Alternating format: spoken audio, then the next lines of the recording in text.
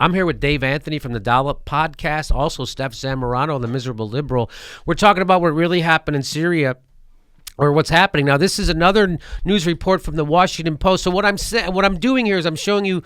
I was showing you from independent media last week, and people were all like, "Hey, how do you vet these?" Well, here's mainstream media that actually did admit years ago what was happening. So this is from 2015. So this is from the Washington Post. It's entitled "Secret CIA Effort in Syria Faces Large Funding Cut." Really? So it says much of the CIA's money goes toward running secret training camps in Jordan. What? What? Gathering into what? We literally are. I saw this as we're literally running secret training camps to train what used to be our enemies, terrorists, in Jordan to go terrorize people in Syria to overthrow the only secular government left there almost. I don't know. Maybe Turkey's considered.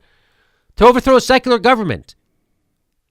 We're arming religious crazies. When did we ever do that? When did we ever do that? I mean, the Mujahideen, how did that turn out? It's good. That turned out all right, right? Yeah. Osama bin Laden. He was our anti-Russian rebel. That's what we referred to Osama bin Laden. He was an anti-Russian rebel, just like these guys are anti-Assad rebels. And then what do? Then they turn around and try to kill us. What's happening with our own weapons?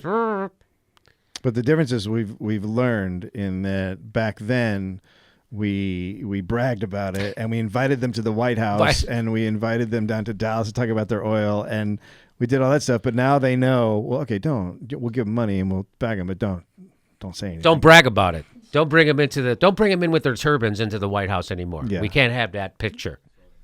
And you think I'm kidding? Yeah, they are. There they are, sitting with Ronnie Reagan. It's the best picture. There they are. Those guys turned into the people who we've been fighting for 15 years in Afghanistan. 15 years we've been bombing these guys. There they are. We loved them before. We used to call them anti-Soviet warrior puts his army on the road to peace. There's Osama bin Laden. That sums up American foreign policy for 40 years, 50 years, just so perfectly. That's it. That's all we do. Guy's a good guy, then he's a bad guy, then he's a bad guy. Yeah, we got. Saddam's got all those weapons of mass destruction. How do you know? We sold it to him. Now we got to go kill him. Now we're fighting ISIS. What is ISIS using to fight back? All the shit that we gave the Iraqi army after we took out Assad. They just left. They just left it. They ran away when ISIS came. Mm-hmm. Take it. I don't want it. So so you think we're kidding? We're not kidding. That's what the United States does. Oh, well, we're going to fund an anti-Soviet rebel. It's Osama bin Laden. Turns out we had to go. Now we're still in war for decades because of this. Go ahead. Look at the top line. The Saudi businessman who recruited Mujahideen now uses them for large-scale building projects in Sudan. It's a puff piece. A puff piece on Osama bin Laden. And we're doing the same goddamn thing in Syria, and Barack Obama's doing it, and John Kerry's lying about it. And we're doing the same goddamn thing. We're finding moderate rebels. In the past 2 years, the goal of the CIA's mission in Syria has shifted from ousting Assad to countering the rise of extremist groups, including al-Qaeda-affiliated Jabhat al-Nusra and the Islamic State, which is also known as ISIS and ISIL. Well, did you ever watch wrestling when they have the battle royale and everybody jumps in? That's what that is. That's what this is. You got al-Nusra, you got ISIS, you got ISIL, you got Jabhat al-Nusra, you got al-Qaeda, you got there's a couple of more names in there. I'm blanking. Oh yeah, you can actually go Google a map and it'll bring up the different groups and the areas they control, and it's just mind-boggling. Yeah. Unfortunately, this is from that same Washington Post article from 2015. Unfortunately, I think that ISIS, al-Nusra, and some of the other radical Islamic factions are best positioned to capitalize on the chaos that might accompany a rapid decline of the regime. It's just the same thing. So what we did in Iraq, how we made it a haven for ISIS, we're doing the same thing in Syria. How we did the same thing in Afghanistan, we're doing the same thing. We're doing the same fucking thing. That's not Adam Schiff, is it? Which Schiff is that?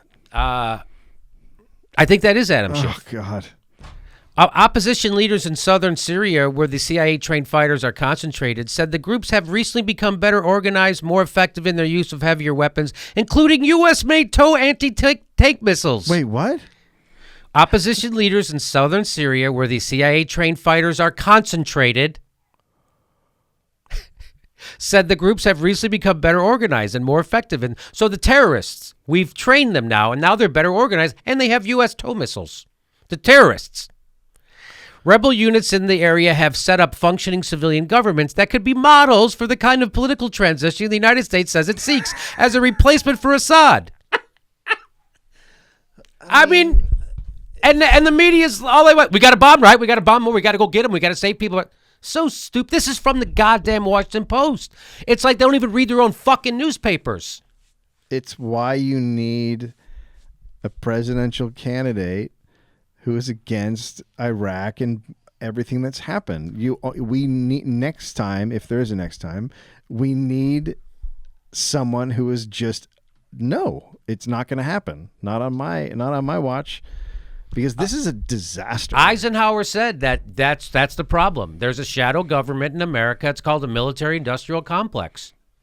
By the way, the guy, Robert Fisk, who was reporting on the Puff piece earlier, his recent in The Independent, it's titled, "There is more than one truth to tell in the heartbreaking story of Aleppo.